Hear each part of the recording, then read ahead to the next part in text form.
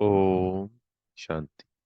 आज 16 जनवरी 2024 के महावाक्य प्यारे मीठे बाप दादाजी द्वारा। मीठे बच्चे, यहाँ तुम वनवाह में हो। अच्छा अच्छा पहनना, खाना, यह शौक तुम बच्चों में नहीं होना चाहिए। पढ़ाई और कैरेक्टर पर पूरा पूरा ध्यान दो। प्रश्न है, ज्ञान रत्नों से सदा भरपूर रहने का साधन क्या है? उत्तर है दान। जितना जितना दूसरों को दान करेंगे उतना स्वयं भरपूर रहेंगे। सियाने वह जो सुनकर धारण करे और फिर दूसरों को दान करे। बुद्धि रूपी झोली में अगर छेद होगा तो बह जाएगा, धारणा नहीं होगी। इसलिए कायदे अनुसार पढ़ाई पढ़नी है। पांच विकारों से दूर रहना है। रूप बसंत बनना है। ओम शांति। रूहानी बाप रूहानी बच्चों को समझाते हैं। रूहानी बाप भी कर्मेंद्रियों से बोलते हैं। रूहानी बच्चे भी कर्मेंद्रियों से सुनते हैं। यह है नई बात। दुनिया में कोई मनुष्य ऐसे कह ना सके। तुम्हारे में भी नंबरवार पुरुषार्थ अनुसार समझाते हैं। जैसे टीचर पढ़ाते हैं तो स्टूडेंट का रजिस्टर शो करता है। रजिस्टर से उनकी पढ़ाई और चलन का पता पड़ जाता है। मूल है ही पढ़ाई और कैरेक्टर। यह है ईश्वरीय पढ़ाई जो कोई पढ़ा ना सके। रचता और रचना के आदि मध्य अंत की सृष्टि चक्र की नॉलेज है। यह कोई भी मनुष्य सारी दुनिया में नहीं जानते। ऋषि मुनि जो इतने पढ़े लिखे अथॉरिटी हैं, वह प्राचीन ऋषि मुनि खुद कहते थे कि हम रचता और रचना को नहीं जानते। बाप ने ही आकर पहचान दी है। गाया भी जाता है, यह है कांटों का जंगल। जंगल को आग जरूर लगती है। फूलों के बगीचे को कभी आग नहीं लगती, क्योंकि जंगल सारा सूखा हुआ है, बगीचा हरा होता है। बाबा यहाँ कहना चाहते हैं, यहाँ कह रहे हैं कि जब जंगल सूख जाते हैं तो वहां पे लकड़ियां उस गर्मी तपन की वजह से आग लगती है, सूखे होने के कारण, अपने आप ही।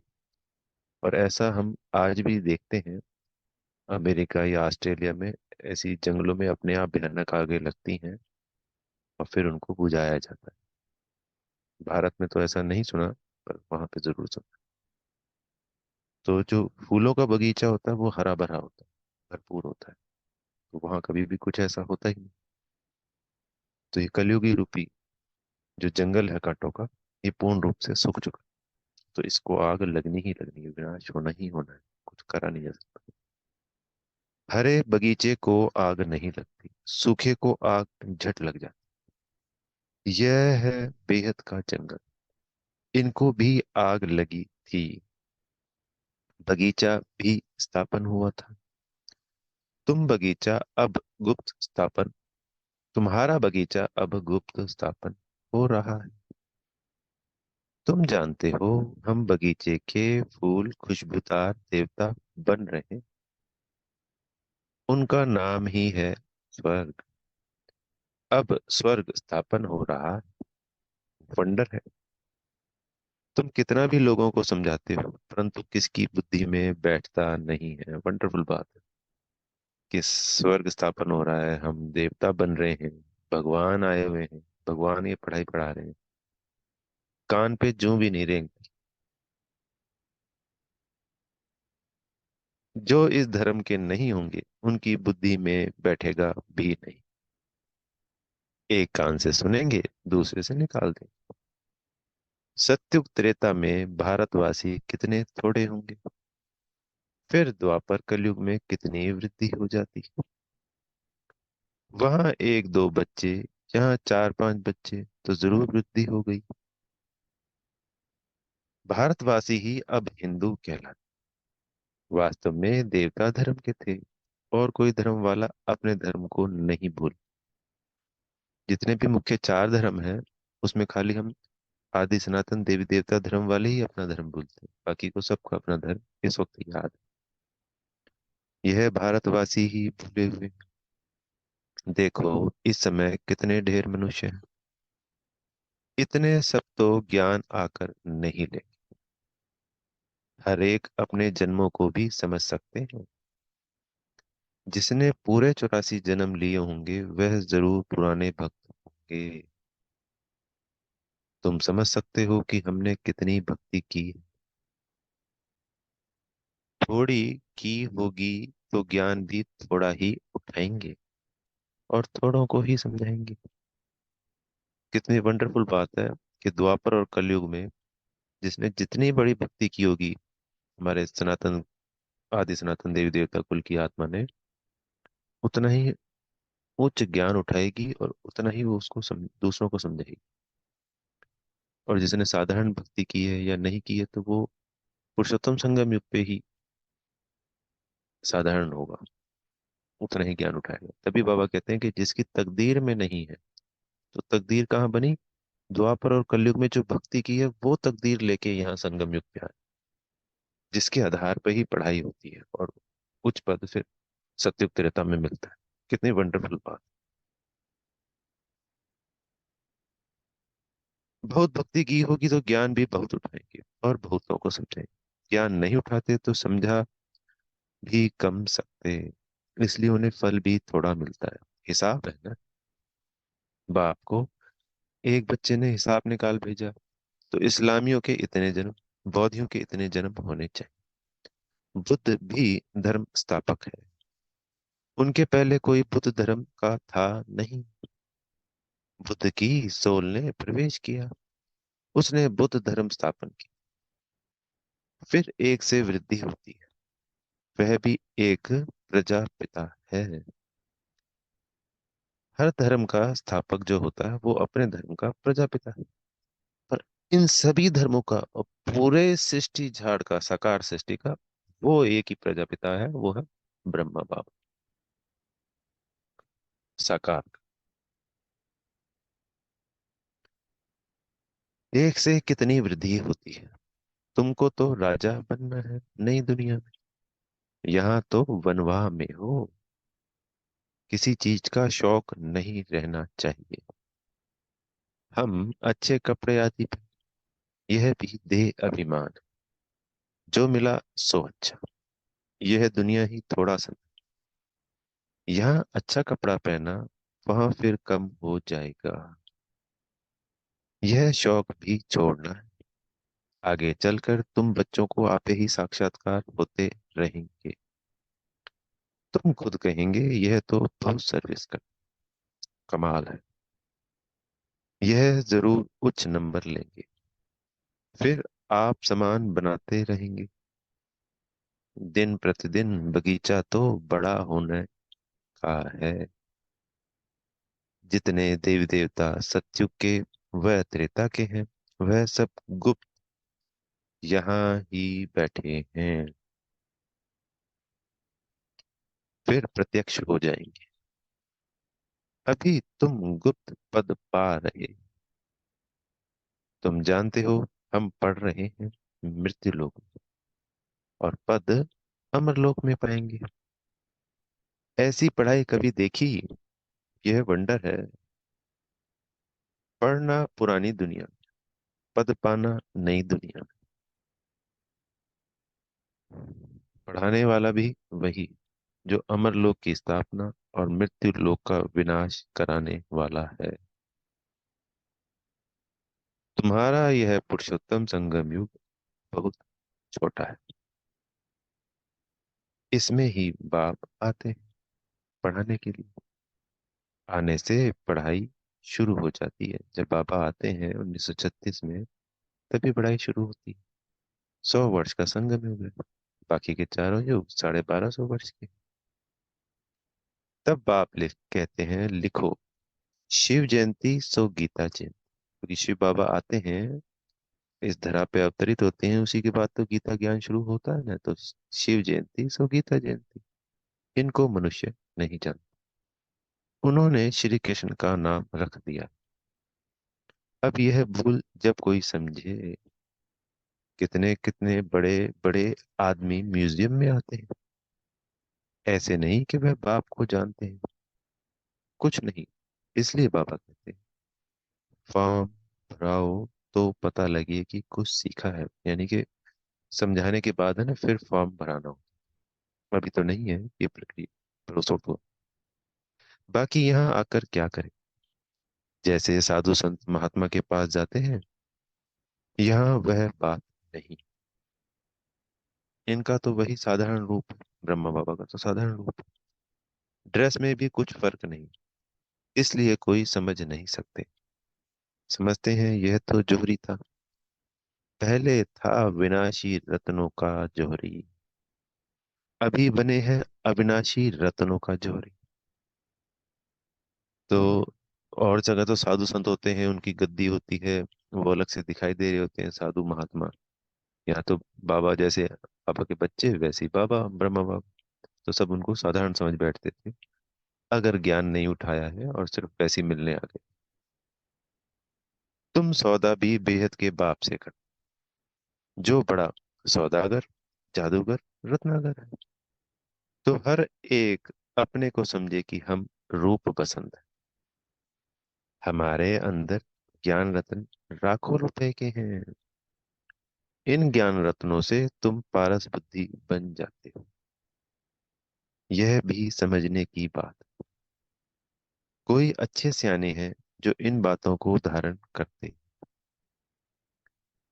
अगर धारणा नहीं होती तो कोई काम के नहीं।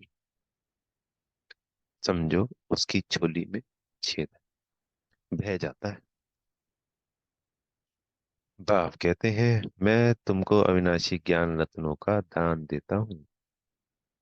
अगर तुम दान देते रहेंगे तो भरपूर रहेंगे, नहीं तो कुछ भी नहीं, खाली है। जो चीज हमारे पास होती है, उसको देने से वो बढ़ती है, चाहे वो स्थूल में है चाहे वो सूक्ष्म में। स्थूल धन ध्यान दिया जाता है तो भी बढ़ता है, सूक्ष्म में दुआएं दी जाती हैं तो जो दुआएं हम दे रहे हैं वही वापस आती हैं, उसका कई गुना होकर। ये संसार में ये एक कुदरत का कायदा है, नियम है। इसलिए बाबा कहते हैं, इन ज्ञान रत्नों को धारण करो और औरों को भी कराओ। पढ़ते नहीं, कायदे अनुसार चलते नहीं, इसमें सब्जेक्ट बड़ी अच्छी है। 5 विकारों से तुमको बिल्कुल दूर जाना है। बाप ने समझाया है, यह जो राखी बंधन बनाते हैं वह भी इस समय का है। परंतु मनुष्य अर्थ नहीं जानते तो राखी क्यों बांधी जाती। वो तो अपवित्र होते रहते, राखी बांधते रहते। आगे ब्राह्मण लोग बांधते थे, अब बहनें भाई को बांधती हैं, खर्ची के लिए। वहां पवित्रता की बात नहीं, बड़ी फैशन वाली राखियां बनाते हैं। कितनी वंडरफुल बात है कि 1960-65 में भी फैशन वाली राखी बनने लग गई थी। हम सोचते हैं कि अभी बनने लगी। यह दिवाली दशहरा सब संगम के हैं। जो बाप ने एक्ट की वह फिर भक्ति मार्ग में चलती है। पूरा का पूरा भक्ति मार्ग जो 2500 सालों में चला है, वो सिर्फ और सिर्फ पुरुषोत्तम संगम युग के ऊपर आधारित। इसी के आधार पे हमें तो सतयुग और त्रेता की रजाई मिल जाती है, फिर हम ही पूरा भक्ति काल इस संगम युग के आधार पर जीते। जो कुछ है इस पूरे कल्प का आधार है या जड़ है, पुरुषोत्तम संगम युग। बाप तुमको सच्ची गीता सुनाए, यह लक्ष्मी नारायण बना। अभी तुम फर्स्ट ग्रेड में जाते हो। सत्यनारायण की कथा सुनकर तुम नर से नारायण बनते हो। अब तुम बच्चों को सारी दुनिया को जगाना है। कितनी योग की ताकत चाहिए? योग की ताकत से ही तुम कल्प कल्प स्वर्ग की स्थापना करते हो। योग बल से होती है स्थापना, और बाहुबल से होता है विनाश। अक्षर ही दो हैं, अल्प और बे। योग बल से तुम विश्व के मालिक बनते हो। तुम्हारा ज्ञान बिल्कुल ही गुप्त है। तुम जो सतो प्रधान थे वह अब तमो प्रधान बने हो। फिर सतो प्रधान बनना है। हर एक चीज नई से पुरानी जरूर। नई दुनिया में क्या नहीं होगा? पुरानी दुनिया में तो कुछ भी नहीं। जैसे खोखा। खोखा यानी खाली। कोई चीज भरी हुई होती है और कोई चीज अंदर से खाली होती है तो उसको कहते हैं खोखला। तो बाबा ने कहा खोखा।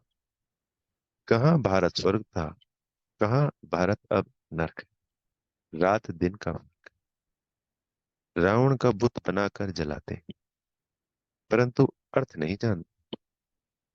तुम अब समझते हो यह क्या क्या कर रहे हैं। तुम्हारे में भी कल अज्ञान था, आज ज्ञान है। कल नरक में थे, आज स्वर्ग में जा रहे हो। रियल। ऐसे नहीं जैसे दुनिया वाले लोग कहते हैं स्वर्गवासी हुआ, यानी मरने के बाद कहते हैं ना स्वर्गवासी हुआ, तो वो तो यूं ही कहते हैं। वो उनको भी पता है, वो तो नाम रख दिया है। हम तो रियल में जा रहे हैं। तुम जब स्वर्ग में जाएंगे तो नर्क होगा ही नहीं। कितनी समझने की बात है भी सेकंड की बात। बाप को याद करो तो विक्रम विनाश होंगे। यह सबको बताते रहो। बोलो। तुम इन जैसे थे। किन जैसे? लक्ष्मी नारायण जैसे। फिर 84 जन्म लेकर यह बने हो। सतो प्रधान से तमो प्रधान बने हो। फिर सतो प्रधान बनना है। आत्मा तो विनाश नहीं होती, बाकी उनको तमो प्रधान से सतो प्रधान फिर बनना ही पड़े। बाबा किस्म किस्म से समझाते रहते हैं। मेरी बैटरी कभी पुरानी होती नहीं। शिव बाबा की बैटरी। बाबा सिर्फ कहते हैं अपने को बिंदु आत्मा समझो। कहते हैं इनकी आत्मा निकल गई तो आत्मा संस्कार अनुसार एक शरीर छोड़ दूसरा लेती है। अब आत्माओं को घर जाना है। यह भी ड्रामा है। सृष्टि चक्र रिपीट होता ही रहता है। पिछाड़ी में हिसाब निकाल कहते हैं दुनिया में इतने मनुष्य हैं। ऐसे क्यों नहीं कहते इतनी आत्माएं हैं। बाप कहते हैं बच्चे मुझे कितना भूल गए। फिर सबका मुझे ही कल्याण करना है। तब तो बाप को पुकारते हैं। तुम बाप को भूल जाते हो। बाप बच्चों को नहीं भूलते, तो हम तो पापा को भूल जाते हैं ना। सत्युग त्रेता में भूल जाते हैं, द्वापर कलयुग में जानते ही नहीं, ढूंढते रहते हैं। और बाबा हमेशा ही याद रखते हैं। वो हमारा पूरा कल्प ही कल्याण करते रहते हैं। द्वापर कलयुग में भी वो भक्ति में हमारी मदद करते हैं। पुरुषोत्तम संगम युग पे स्वयं डायरेक्ट आकर पतित से पावन बनाते हैं। 84 जन्मों की हमारी कहानी सुनाते हैं। हमारे आत्मा परमात्मा का परिचय हमें मिलता है।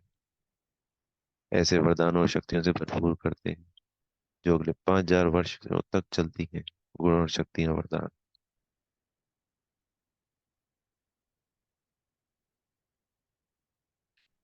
बाप आते हैं पतितों को पावन बना। यह है गौमुख। कौन सा? ब्रह्मा बाबा का, जिस मुख से बाबा मुरली सुना रहे हैं। बाकी बैल आदि की बात नहीं। यह भाग्यशाली रथ है। बाबा तुम बच्चों को कहते हैं शिव बाबा हमको श्रृंगारते। यह पक्का याद रहे। शिव बाबा को याद करने से बहुत फायदा है। बाबा हमें इनके द्वारा पढ़ाते हैं। इनको याद नहीं करना है, यानी ब्रह्मा बाबा। सतगुरु एक शिव बाबा है, उस पर तुम्हें बलिहार जाना है। यह भी उन पर बलिहार गया ना। कौन? ब्रह्मा बाबा। बाप कहते हैं माँ में कम याद कर, यानी एक सिर्फ मुझे याद कर। बच्चे जाते हैं सतयुगी फूलों की दुनिया में। फिर कांटों में मोह क्यों होना चाहिए? 63 जन्म तो भक्ति मार्ग के शास्त्र पढ़ते पूजा करते आए हो। तुमने पूजा भी पहले शिव बाबा की है। तब तो सोमनाथ का मंदिर बनाया है। पहला मंदिर भक्ति काल में सोमनाथ का बना, तभी से भक्ति शुरू होती है मंदिरों। मंदिर तो सभी राजाओं के घर में थे। कितने हीरे जवाहरात थे। पीछे आकर चढ़ाई की, एक मंदिर से कितना सोना आदि ले गए। ऐसे धनवान विश्व के मालिक बनते। यह धनवान थे, विश्व के मालिक। परंतु इनके राज्य को कितना समय हो गया, कोई को पता नहीं। बाप कहते हैं, यानी लक्ष्मी नारायण की चित्र देख के बाबा समझाते हैं। बाप कहते हैं 5,000 वर्ष हुए। 2,500 वर्ष राज्य किया, बाकी 2,500 वर्ष में इतने मत पंथ आदि वृद्धि को पाते हैं। तुम बच्चों को बहुत खुशी होनी चाहिए कि हमको बेहद का बाप पढ़ाते हैं। अतः मिल्कियत मिलती है। दिखाते हैं सागर से देवता निकले, रत्नों की थालियां भर कर आए। अब तुमको ज्ञान रत्नों की थालियां भर भर कर मिलती। बाप तो ज्ञान का सागर। कोई अच्छी रीति थाली भरते, कोई की बह जाती। जो अच्छी रीति पढ़ेंगे पढ़ाएंगे वह जरूर अच्छा धनवान बनेंगे। राजधानी स्थापन हो रही है, यह ड्रामा में नूत है। जो अच्छी रीति पढ़ते हैं उनको ही स्कॉलरशिप मिलती। यह है ईश्वरीय स्कॉलरशिप, अविनाशी। वह है विनाशी। सीढ़ी बड़ी वंडरफुल है। 84 जन्मों की कहानी है ना। बाप कहते हैं सीढ़ी की इतनी बड़ी ट्रांसलाइट बनाओ जो दूर से बिल्कुल साफ दिखाई दे, यानी लाइट का चित्र बनाना है जो दूर से दिखाई दे। मनुष्य देखकर वंडर करे। फिर तुम्हारा नाम भी बाला होता जाएगा। अभी जो फेरी पहनकर जाते हैं, यानी चक्कर लगा कर जाते हैं, वह पिछाड़ी में आएंगे। जो आके चले गए वो वापस पिछाड़ी में आएंगे। 2-4 बार फेरी पहनी, तकदीर में होगा तो जम जाएंगे। क्षमा तो एक ही है, कहाँ जाएंगे? तो पूरे विश्व में कोई भी आत्मा जा ही कहाँ सकती, कोई रास्ता ही नहीं है, रास्ता है ही एक, क्षमा है ही एक। बच्चों को बहुत मीठा बनना है। मीठा तब बनेंगे जब योग में रहे। योग से ही कशिश होगी। जब तक कट नहीं निकली हो तो किसको कशिश भी नहीं। यह सीढ़ी का राज सब आत्माओं को पता। धीरे धीरे नंबरवार सब जानते जाएंगे। यह है ड्रामा। वर्ल्ड की हिस्ट्री ज्योग्राफी रिपीट होती रहती। जिसने यह समझाया उसको याद करना चाहिए ना। बाप को ओमनी प्रेजेंट कहते हैं, लेकिन वहां तो ओमनी प्रेजेंट है माया। कहाँ? कलयुग में। और यहाँ है बाप, क्योंकि सेकंड में आ सकता है। तुमको समझना चाहिए कि बाबा इनमें बैठा ही है। करण करावनहार है ना। करता भी है, खाता भी है। बच्चों को डायरेक्शन देते हैं, खुद भी करते रहते हैं। क्या कर सकते हैं, क्या नहीं कर सकते इस शरीर में, वह हिसाब। बाबा खाते नहीं हैं, वासना लेते हैं। तो हमें ज्ञान दे सकते हैं, गुण शक्तियां दे सकते हैं, दृष्टि दे सकते हैं, पर बाबा खाते नहीं, सिर्फ वासना लेते। अच्छा, मीठे मीठे सीखी लेते बच्चों प्रति माता पिता बाप दादा का याद प्यार और गुड मॉर्निंग। रूहानी बाप की रूहानी बच्चों को नमस्ते। हम रूहानी बच्चों की प्यारे मीठे रूहानी बाप दादाजी को याद प्यार गुड मॉर्निंग और नमस्ते। धारणा के लिए मुख्य सार। पहला पॉइंट, रूप बसंत बन अपनी बुद्धि रूपी झोली अविनाशी ज्ञान रत्नों से सदा भरपूर रखनी। बुद्धि रूपी झोली में कोई छेद ना हो, ज्ञान रतन धारण कर दूसरों को दान कर। दूसरा पॉइंट, स्कॉलरशिप लेने के लिए पढ़ाई अच्छी तरह पढ़नी, पूरा वनवाह में रहना, किसी भी प्रकार का शौक नहीं रखना, खुशबूदार फूल बनकर दूसरों को बनाना है। वरदान मिला है आज सदगुरु जी से। बातों रूपी बादलों को देख घबराने के बजाय सेकंड में क्रॉस करने वाले सिद्धि स्वरूप भव। कई बच्चे शास्त्रवादियों की तरह बातें बनाने में बहुत होशियार, ऐसी बातें बनाते हैं जो सुनते ही बाप को भी हंसी आ जाती है, लेकिन दूसरे प्रभावित हो जाते हैं। यह अनेक प्रकार की व्यर्थ बातें व्यर्थ रजिस्टर का रोल बनाती रहती है। इसलिए इससे तीव्र पुराण बनो, इनोसेंट बनो, बाप को देखो, बातों को नहीं। ये बातें ही बादल हैं, इन्हें सेकंड में क्रॉस करने की विधि से सिद्धि स्वरूप बनो। स्लोगन है, किसी भी बात में क्वेश्चन मार्क उठाना अर्थात व्यर्थ का खाता प्रारंभ होना। अव्यक्ति साइलेंस द्वारा डबल लाइट फरिश्ता स्थिति का अनुभव करो। तो आज की पॉइंट है, अब अपने दिल की शुभ भावनाएं अन्य आत्माओं तक पहुंचाओ, साइलेंस की शक्ति को प्रत्यक्ष करो। हर एक ब्राह्मण बच्चे में यह साइलेंस की शक्ति है। सिर्फ इस शक्ति को मन से, तन से इमर्ज करो। एक सेकंड में मन के संकल्पों को एकाग्र कर लो, तब फरिश्ते रूप द्वारा वायुमंडल में साइलेंस की शक्ति के प्रकंपन फैल सकेंगे।